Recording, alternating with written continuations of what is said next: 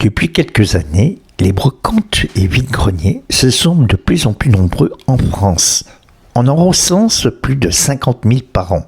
Un chiffre qui témoigne pour un loisir singulier.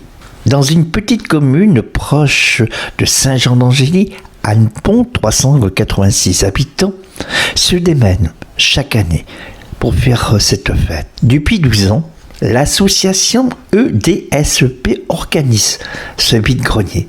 Mais la petite particularité, c'est qu'elle reverse les bénéfices. Et cette année, c'est une école qui est à Taillebourg. Vive Hannepont! Vive Hannepont!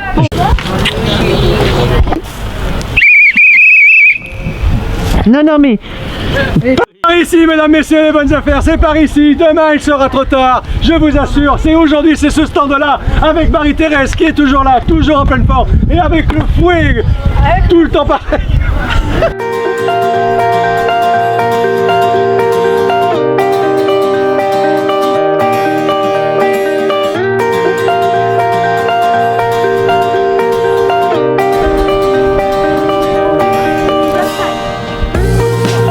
Les deux là. 3 €. Oui. Tout à l'heure, j'en pensais. Oui, d'accord.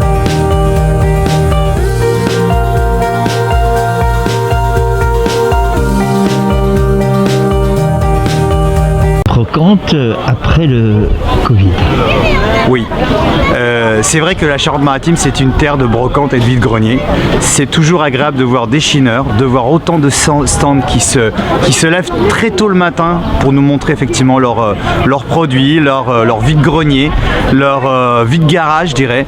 Et effectivement ce côté vivant, ce côté enthousiaste, parce que c'est vrai que même si c'est tôt le matin, il y a vraiment une sympathie au niveau des stands qui est vraiment très agréable. Rajoutez qu'on va passer une superbe journée. Aujourd'hui c'est une journée ensoleillée. C'est bientôt la fin de l'année pour les brocantes. C'est vrai qu'on est bientôt à la fin du mois d'octobre. Je pense que j'invite bien sûr tous ceux qui le souhaitent encore à venir aux différentes brocantes jusqu'à la mi-novembre. Et c'est toujours un plaisir en tout cas de faire un petit tour sur cette organisation très particulière et très appréciée par les Charentais-Maritimes. Souriez, vous êtes... Mais non, mais ça y est, si t'as plus de voix, je peux aider. Tout à 20 centimes, tout à 20 centimes. Non, mais j'étais interviewé. Tout à 20 centimes, là, chez Jonas, tout à 20 centimes. Alors, l'année dernière, on a vu Monsieur Tripotier. On a vu l'année dernière Monsieur Tripoteau qui avait marié sa fille. Et est-ce que cette année, vous avez revu Monsieur Tripoteau? Non, je ne sais pas, je ne connais pas Monsieur Tripoteau. Je sais pas qui c'est. Alors, vous avez vu Jean Tripoteau, le placier, ce matin? Oui, je l'ai vu tout à l'heure. Super. Au top. Franchement, il était parfait. Il paraît qu'il était habillé un petit peu en clown, c'est vrai? Oui, il avait des grandes chaussures, un grand manteau, un pantalon vert, le nez rouge. Atmosphère, atmosphère! Hannepont! Bon, les gens les plus intéressants, ils sont ici! Hannepont!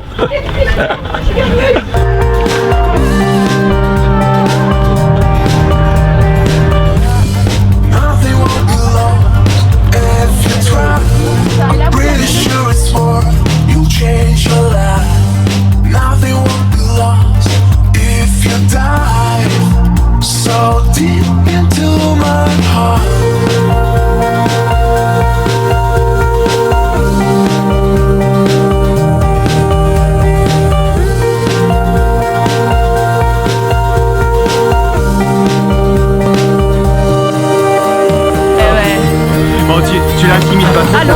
Oui, bonjour, je voudrais parler à Monsieur Tripoteau, le responsable de la brocante, s'il vous plaît. Merci. Voilà, ce monsieur, il est toujours occupé. Voir que vous venez de faire un achat assez exceptionnel. Ouais. Donc, c'est pour faire des concerts? Non, pour faire de la lessive. La lessive. La lessive. Ah. Alors, dites-moi, madame dit que c'est lourd. Ah. Alors, dites-moi, pourquoi acheter ces lessiveuses? Disons, pour faire un plan de nénuphar. Oui, ah bien. Voilà. Ça, c'est notre époque. Et vous trouvez ça, Hannepont? Enfin, On en trouve un peu partout. Mais là, on est venu là aujourd'hui depuis longtemps qu'on ne s'était pas promené en brocante. Et là, on en a trouvé. Voilà. Oh, moi, je connais Charles. T'es passé déjà dans ma caméra. Bon alors, qu'est-ce que tu nous vends aujourd'hui? T'as pas vendu ta copine? Non. Ta copine s'appelle Marie-Claire. Bah oui. Bon. Elle est pas là, Marie-Claire? Non.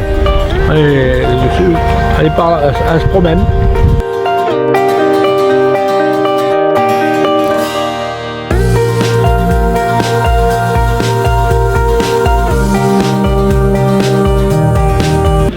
La lecture, après c'est complètement, les gens vont lire. Les gens ont besoin de lire pour s'évader un peu du quotidien d'abord.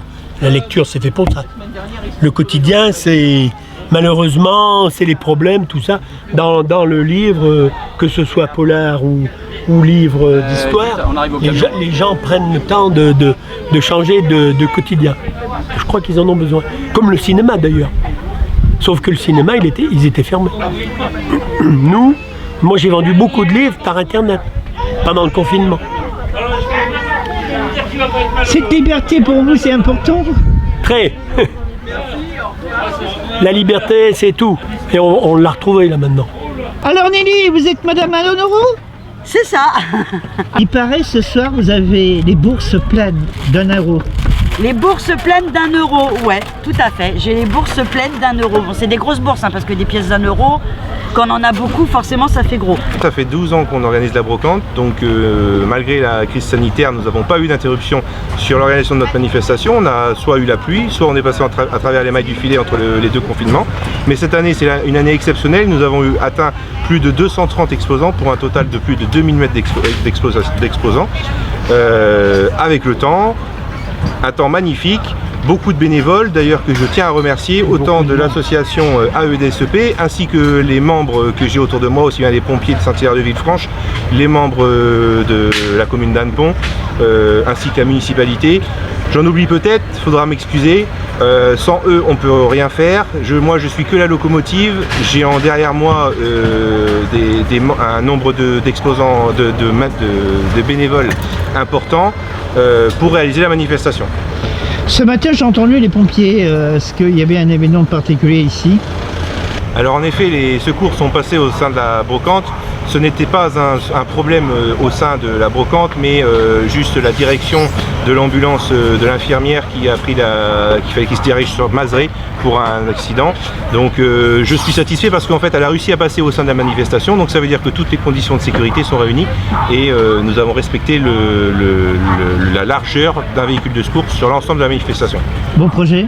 Les projets sont multiples. On a déjà cette année une participation, enfin on va reverser des bénéfices certainement sur l'école de Taillebourg pour aider les enfants de l'école de Taillebourg sur le secteur, parce que le but de l'association c'est ça, hein, c'est reverser un montant de bénéfices des manifestations qu'on organise pour aider une œuvre caritative, soit les enfants, soit une maladie. Voilà, c'est l'ADN de l'association, d'où le nom AEDSEP, aide à l'enfance au développement du sport et d'éducation populaire.